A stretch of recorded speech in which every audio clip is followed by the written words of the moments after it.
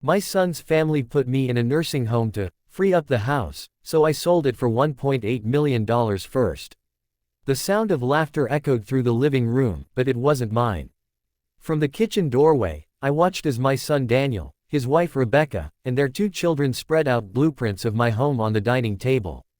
They spoke in hushed tones, pointing at walls as though I weren't standing there at all.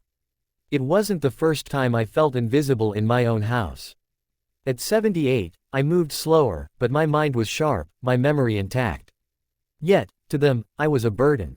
A space filler. An inconvenience taking up the house they already envisioned as theirs. "Mom," Daniel began one evening, avoiding my eyes. "Rebecca and I have been thinking, you'd be more comfortable in a nursing home. You'd have company, nurses around the clock. It's safer." But I knew better. It wasn't about safety. It was about space. My house, where I raised him, where his father and I planted roses in the backyard, where every corner whispered a memory, had suddenly become a prize they wanted to claim. Rebecca chimed in, too sweetly. This house is too big for you alone. The kids need more room. It would really help us." My heart clenched. They wanted me gone. For days, I wrestled with the sting of betrayal. I remembered Daniel as a little boy, clinging to me after nightmares, begging me not to let go when I dropped him off for his first day of school.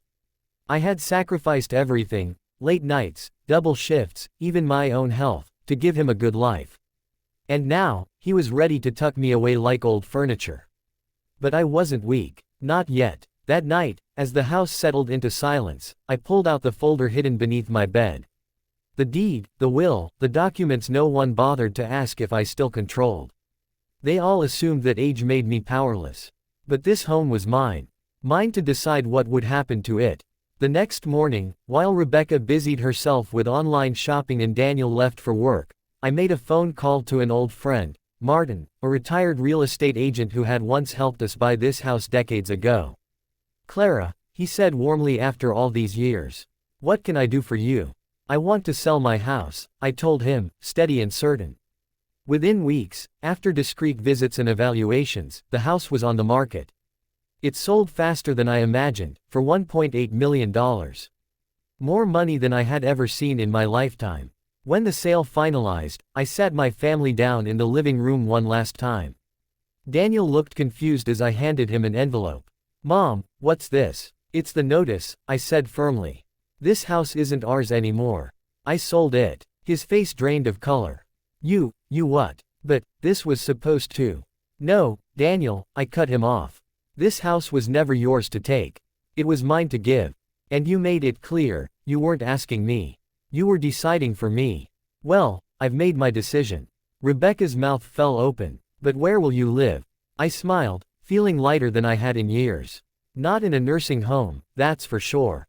I've found a beautiful little cottage by the lake. Peaceful, with a garden just like I've always wanted. I'll hire help when I need it, but I'll live on my own terms. And I'll use the rest of this money however I see fit, travel, charities, maybe even a scholarship fund in your father's name. Because he would have never wanted me to be treated this way." Daniel's eyes filled with guilt, but I didn't soften. Love doesn't mean allowing disrespect. As I packed my things, I walked through the house one last time, touching the walls that had sheltered my life's memories. But I didn't feel regret. I felt free. Months later, in my lakeside cottage, I sat on the porch as the sun dipped below the horizon. The water shimmered gold, the flowers I planted swayed in the evening breeze, and for the first time in a long time, I felt peace. I realized then that sometimes the greatest act of love for yourself is refusing to let anyone, family or not, decide your worth. My house was never about bricks and walls. It was about my independence, my story, and my right to choose how it ends. And in that choice, I finally found happiness.